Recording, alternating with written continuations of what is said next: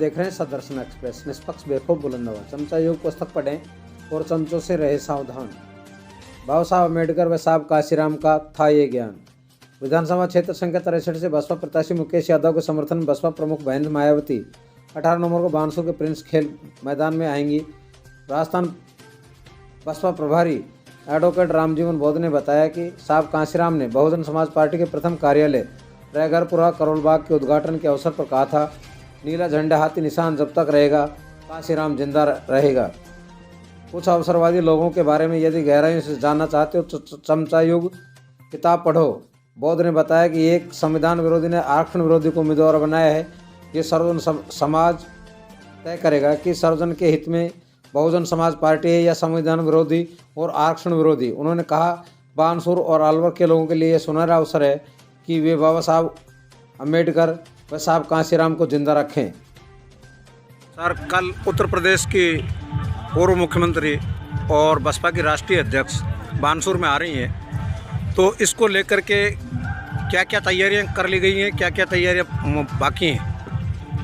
कल माननीय बहन जी उत्तर प्रदेश की पूर्व मुख्यमंत्री राष्ट्रीय अध्यक्षा बहुजन समाज पार्टी का आगमन है बानसूर में।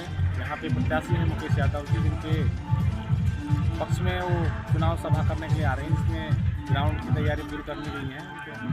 और सबसे बड़ी बात ये है कि राजस्थान और अलवर और बानसूर के लिए एक सौभाग्य की बात है, माननीय बहन जी पहली बार यहाँ पे आ रही है और इतने बड़ा हुजूम यहाँ पे बनने वाला है। ये सीट माननीय बहन जी के बाद में तय हो जाएगी बहुजन समाज पार्टी में। आपने फील्ड वर्क किया होगा, तो उसमें आपको क्या निकल कर आ रहा है आपके सामने? गांव-गांव में, क्योंकि यहाँ मोस्टली दो समाज जो है वो बहुसंख्यक है, अनुसूचित जाति और यादव समाज बहुसंख्यक है। यहाँ पे गांव-गांव उत्साह है लोगों के बीच में और अनुसूचित जाति के लोग बड़ी संख्या में वोट डालेंगे।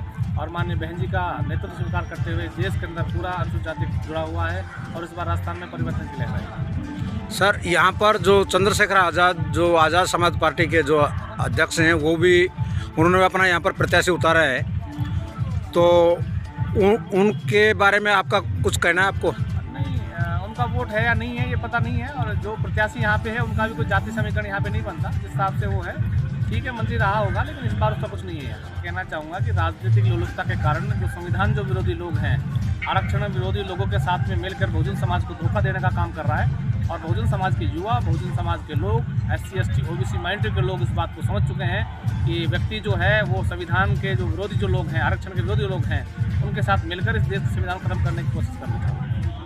जाति का ध्रुवीकरण करके और गरीब और जो पीड़ित जो लोग हैं, जो ना समझ राजनीति में कम समझ लोग हैं, उनको टारगेट करके ये राजनीति को दूषित करना चाहते हैं लोग। आज माननीय बहन जी हैं जो सर्व समाज के जो सम्मान देने की जो बात करती है, बहुजन समाज पार्टी सर्व समाज की पार्टी है।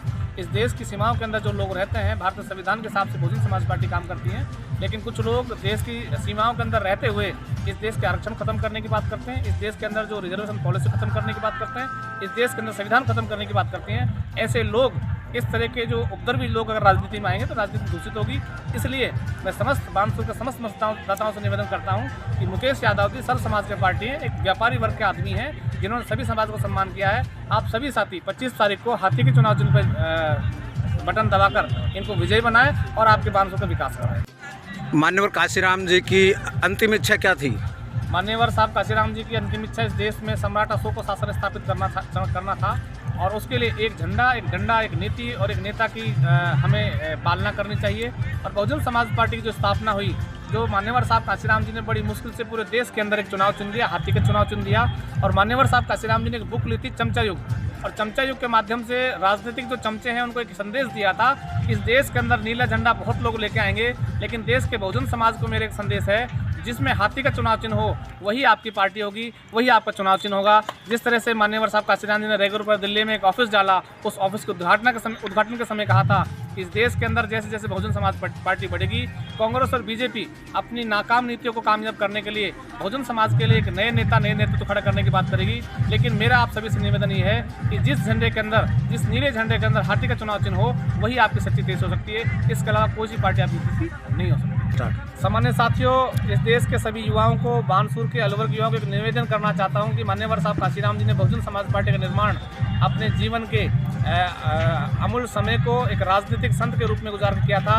और हम अगर साहब काशीराम जी का सपना पूरा करना चाहते हैं तो इस देश के अंदर जिस नीले झंडे के अंदर हाथी का निशान होगा वही साहब काशीराम जी का सपना होगा, वही साहब काशीराम जी को हम जीवित रूप में देखेंगे। इसलिए आप सभी से निवेदन है कि इस बार नहीं, देश के अंदर जब भी चुनाव हो और साहब काशीराम जी को अगर आप देखना चाहते हैं, उनकी मेहनत को अगर आप देखना चाहते हैं, तो हाथी चुनाव चिन्ह देखने के बाद जिस नीले झंडे में हाथी का चुनाव चिन्ह हो तो समझ लेना कि साहब काशीराम जी हमें संदेश देने के लिए आए हैं। हमें इस झंडे के साथ में लगता है, इस झंडे के साथ लगता है और बहुजन समाज पार्टी को विजय बनाना है।